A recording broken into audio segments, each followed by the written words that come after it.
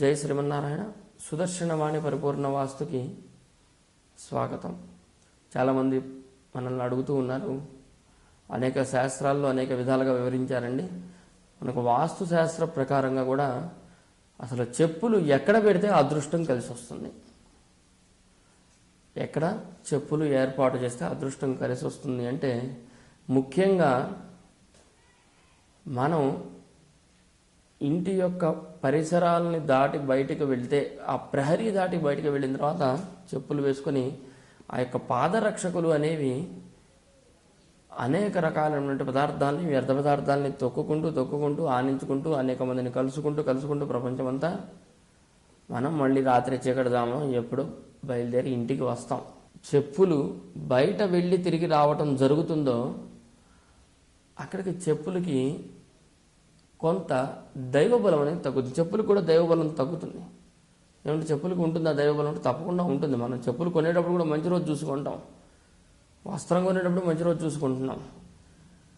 అటువంటి చెప్పులని గృహ పరిసరాలలో, ముఖ్యంగా రాక్షస స్థానాలలో గనక మీరు ఉంచినట్లయితే తప్పకుండా ఆ యజమానికి మంచి ధనయోగం అనేది లభిస్తుంది. ఎక్కడ ఉంటుంది ఈ రాక్షస స్థానం అంటే గృహ ఆవరణకు, ప్రహరీకి ఆనించకుండా గృహానికి వాయువ్య భాగము, గృహానికి ఆగ్నేయ భాగం, బయట వైపున ఇంటికి అక్కడ కనుక చెప్పులు ఉంచినట్లయితే తప్పకుండా అటువంటి మంచి ఫలితాలు వస్తాయి. అంటే మన గృహానికి సంబంధించినటువంటి ఇంటి గోడలకు చెప్పులు ఆనించి ఉంచరాదు. మరీ ముఖ్యంగా చెప్తున్నాం, మొన్న ఒకచోట ఎవరో చెప్పారని సింహద్వారం ఎదురుగుండానే చెప్పులు పెట్టారు, సింహద్వారం పక్కనే చెప్పులు పెడుతున్నారు. అసలు ఆనించి అంటే ద్వారానికి ఆనించి.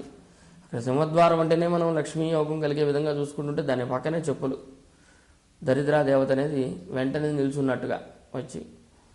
కనుక అటువంటి ప్రయత్నాలు చేయకూడదు. చక్కగా మన చెప్పులను ఎవరైతే ఆగ్నేయ భాగానికి, ఇంటికి ప్రహరీకి మధ్య ఉన్నటువంటి ఆగ్నేయ భాగానికి, అదేవిధంగా వెనక ఉన్నటువంటి వాయువ్య భాగంలో కానీ కనుక చెప్పులు ఏర్పాటు చేసి విడిగా ఇంటి గోడకు తగలకుండా ఒక కబ్బోర్డు పెట్టి అట్లా అటువైపున ఇటువైపున మళ్లించి మనం చక్కగా కనుక ఇంట్లోకి వచ్చినట్లయితే తద్వారా ఆ గృహంలో విశేషమైనటువంటి ధనలాభము, విశేషమైనటువంటి గృహ యజమానికి పేరు ప్రతిష్టలు, విశేషమైనటువంటి అభివృద్ధి కూడా కలుగుతుంది అని చెప్పి మనకు శాస్త్రంలో తెలియచెప్పబడి ఉంది. కనుక బయట మనం ఉపయోగించే పాదరక్షకులకు ఇంటి పరిసర ప్రాంతాలలో ఇంటి గోడలకు తగలకుండా ఉండాలను. ఆ విధంగా చేయటం అనేది మంచి పద్ధతి. జై శ్రీమన్నారాయణ.